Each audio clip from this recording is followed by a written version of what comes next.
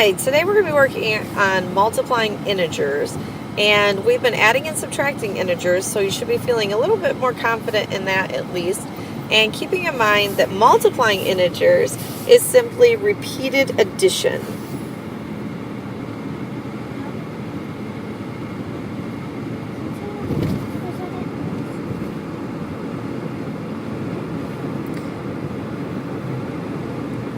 My writing looks terrible, I'm sorry.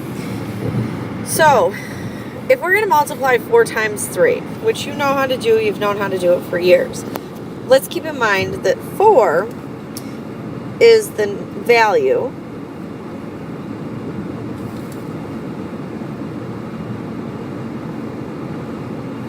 and 3 is the number of sets of that value.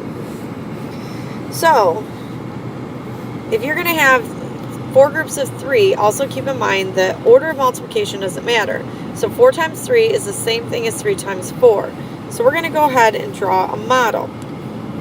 So with integers, we've been treating yellows as positive and reds as negative. So if I look at it, I have 4 as my value, and we want 3 sets of that. So that repeated addition comes in by drawing additional sets of that value. And I'm sure that you did this when you were in elementary school years ago. So this is kind of fun to reminisce. So if we have 3 sets of 4, our answer is 12. Okay? So that's pretty simple. We've been doing that for a long time. You understand that concept. So next, we're going to multiply 5 times negative 2 that we can easily draw also.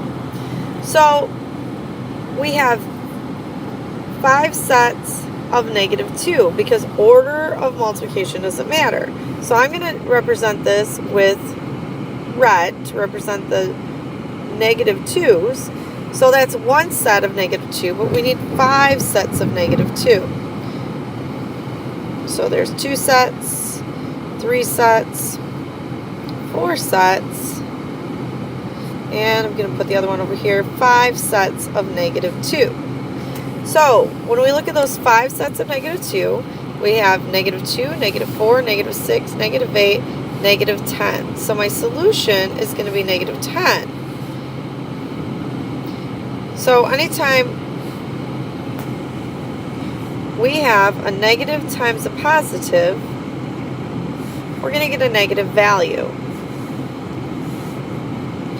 So we're going to move on. Next, we're going to have negative 3 times 6. Keep in mind that order multiplication is commutative, which means you can multiply in any order.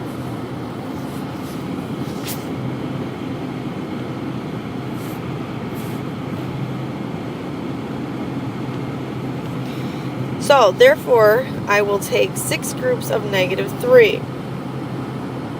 So, again, we're going to have 3 negatives. That's 1 set. We need 6 of them.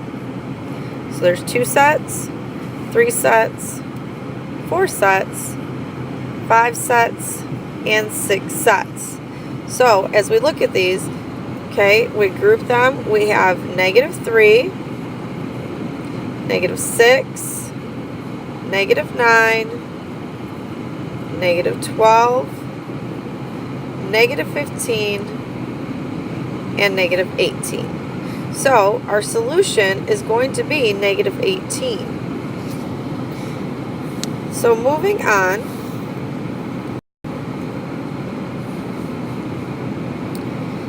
any answer, or the answer, sorry, is negative 10, or negative 18. I'm sorry, I'm thinking about the last problem. So being consistent with the last problem that multiplied a negative by a positive by a negative is the same result. So finally, we're going to multiply negative 3 times negative 2. Remember that multiplication is just simply repeated addition. Therefore, if we think back to our lesson that we had with the videotaping project, and when we had our person walk backwards, we played the video backwards, the image seemed to move forward.